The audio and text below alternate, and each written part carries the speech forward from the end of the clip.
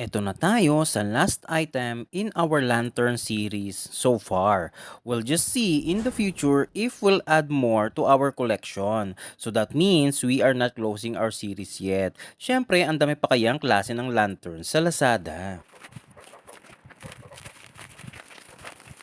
Anyway, ito ang Orashare model OL04. Ito siya, walang ibang variation kundi white lang. Made of ABS plastic din ito for the most part. At pati itong ilaw niya plastic din. Rechargeable din using a Type-C cable at meron siyang 3 modes.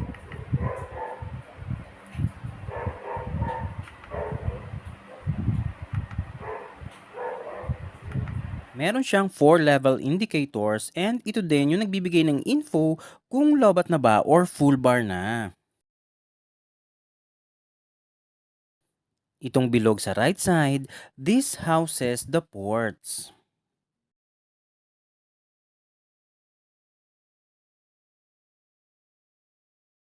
Dito sa duration test natin, we wanna know kung hanggang ilang oras itatagal na may ilaw from 100% down to 0%.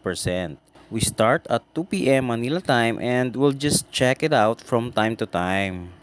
So ayan, 5 hours na ang nakalipas and it's still on with 3 lights left. And we'll check again later. Okay, so 8 hours na nga ang lumipas and it's around 10:19 PM na. And ayan, as you can see, may ilaw pa din.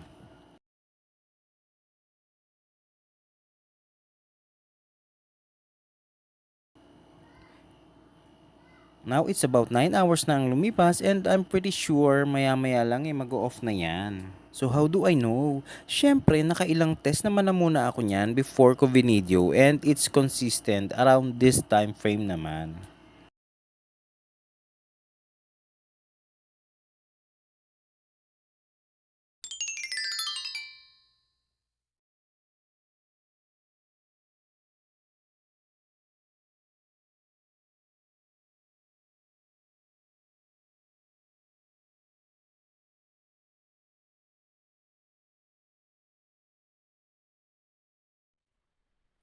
Nabili ko to ng 331 pesos and it has a price range of 338 to 400 pesos. Last mall category na din naman itong Aura Share. So in terms of quality, may ibubuga naman. Panalo ang features niyang white light, yellow light, and flashlight. Unlike yung nauna nating ilaw na na-review na isang klase lang ang ilaw, ito merong tatlong effective modes. Bakit ko nasabing effective? Kasi yung first mode na white light, ito yung pinakamaliwanag nga. And it works well dahil sa pagkakadesign niya na butas yung ilalim. Mas efficient ito compared dun sa vintage light na na-review na natin. Kung gusto mo namang gawing parang lampshade, yung mode 2 ang piliin mo. Maganda yung buga ng yellow light niya. Vibing din talaga. Well, actually, even yung white light naman, maganda ang buga ng ilaw dahil parang may diffuser na din yung material ng ilaw. Pero sa mode 2 na yellow light, definitely mas maganda ang ambience. Then, if you're particularly looking for something naman, the third mode or flashlight mode works well dahil sa trajectory ng ilaw, which is parang flashlight nga na nakadirect yung beam. In short, yung tatlong modes niya is not something na nilagay lang kasi pampadami lang ng features. Instead, these features work quite well if I may say so myself. At ang maganda pa, each of these features is dimmable.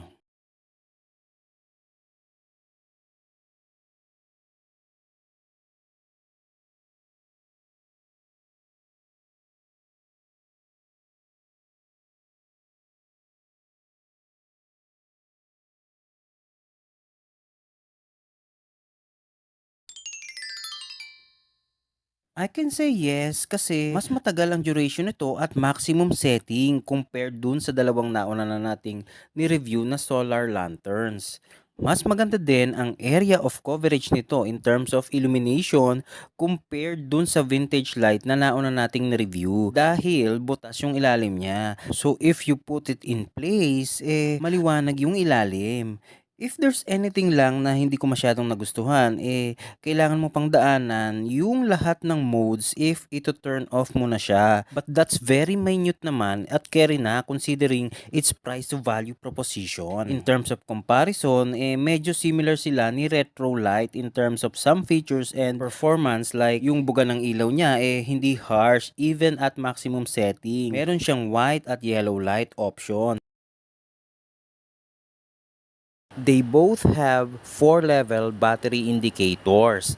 Parehas din kulay blue. At yung pinaka-grills niya open yung ilalim which gives off an efficient output. Ayun nga lang, total opposite naman sila in terms of physical appearance. Retro or vintage looking yung isa. Ito namang si Aurashare merong modern look. So I guess that's about it for this camping light. Ang pinaka-takeaway talaga natin dito ay yung performance niya. Imagine, based sa duration test natin na nakaset sa maximum setting, inabot siya ng more than 9 hours. That's really a very monumental feat. Of course, habang tumatakbo ang oras, nababawasan yung brightness niya. But the point is, yung effective or usable light niya na for me, abot ng 7 or 8 hours. Yung dalawang lanterns nga na nauna nating ni-review, hindi man lang umabot ng 3 hours ang effective light, 'di ba? So yes, even if wala tayong makukuha or mapapala dito since hindi naman ito sponsored, we can definitely say na may recommend natin ito. Ora share, bikini man. Charot. See you in our next content. Bye!